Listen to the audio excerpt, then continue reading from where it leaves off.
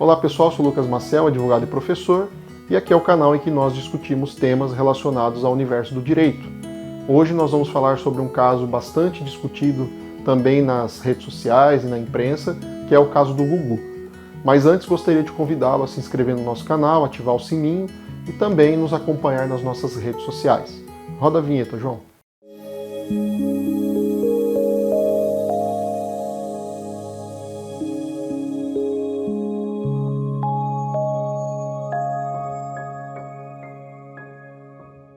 Bom pessoal, como a gente antecipou, o nosso vídeo de hoje vai tentar falar um pouquinho sobre esse caso tão discutido na imprensa e nas redes sociais, que é o caso Gugu Liberato.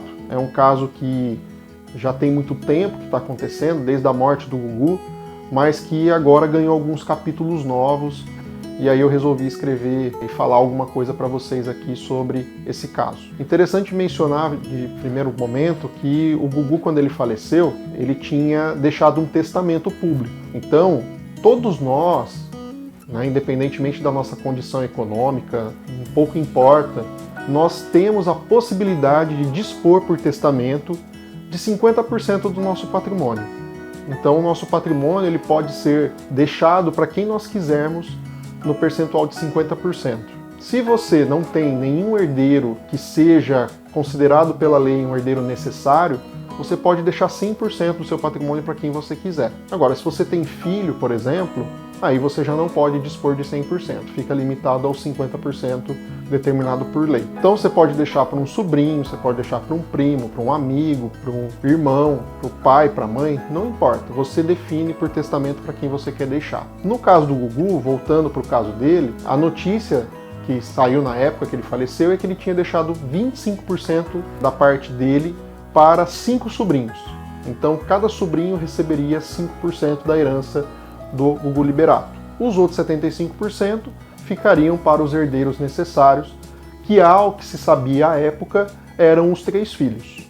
Então, resumindo, nós tínhamos um patrimônio estimado de R$1 bilhão, 250 milhões para o primeiro filho, 250 milhões para o segundo, 250 milhões para o terceiro e os outros 250 milhões, 50 milhões para cada um dos sobrinhos.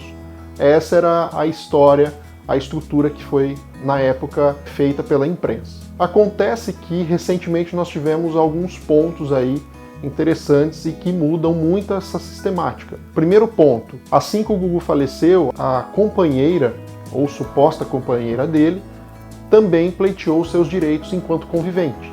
Então ela falou, opa, eu sou convivente do Gugu, eu me relacionei com ele durante vários anos, eu sou mãe dos filhos dele, então eu quero a minha parte, que não foi contemplada. Então há uma discussão judicial sobre isso, para ver se ela realmente vai ser considerada convivente ou não. Se ela for considerada convivente, a parte dela é de 50% do patrimônio, porque ele conquistou esse patrimônio estando junto com ela. Então ela teria direito, em tese, a 50% do patrimônio, o que já alteraria significativamente essa conta até então apresentada. Acontece que nós tivemos 2 fatos novos que também são muito impactantes.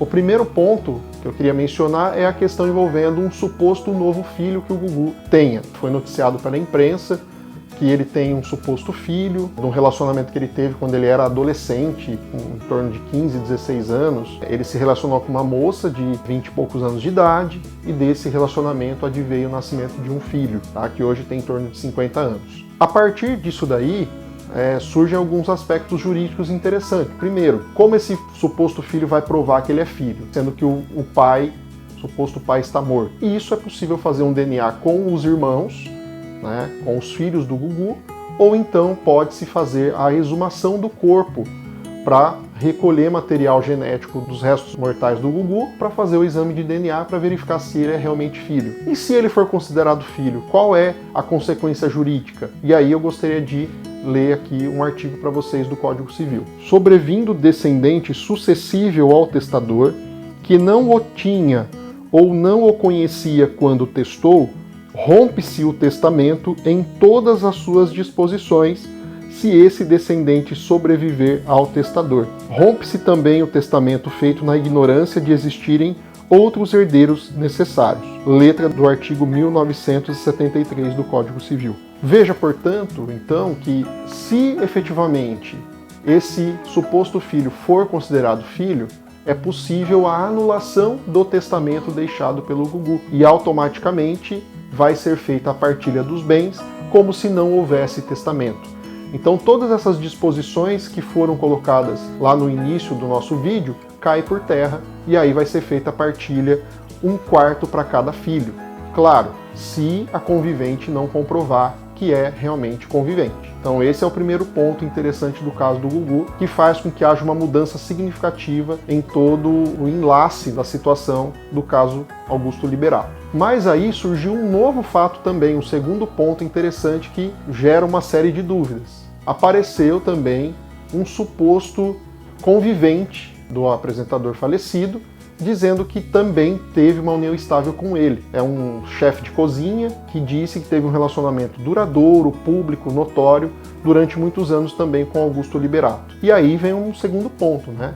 Será que ele realmente é convivente? Será que realmente ele pode ser considerado um herdeiro do Augusto Liberato? E aí também vai valer a mesma coisa que nós falamos referente à ex-companheira suposta do Gugu. Vai ter que provar que tinha um relacionamento duradouro, a todos aqueles requisitos para a constituição de união estável. Mas aí tem um outro ponto jurídico interessante. É possível nós termos a concomitância de duas uniões estáveis simultaneamente? Ou seja, eu posso ter uma união estável com a pessoa A e com a pessoa B ao mesmo tempo? E é interessante que o STF, em 2020, decidiu num caso de que não se pode existir união estável concomitante. Ou é uma ou é outra. Então até isso, esse caso do Gugu, também vai ter que discutir. Claro que aqui a gente não traz nenhuma resposta, porque vamos ter que esperar o caso desenrolar para verificar se esse filho realmente é filho, se esse rapaz realmente tem união estável e se essa senhora realmente tem união estável. Tudo isso nós vamos aguardar e aí a gente vai informando para vocês aqui no nosso canal do YouTube. Então esse foi o vídeo de hoje, espero ter contribuído e fico à disposição para outras dúvidas. Um abraço, até o próximo.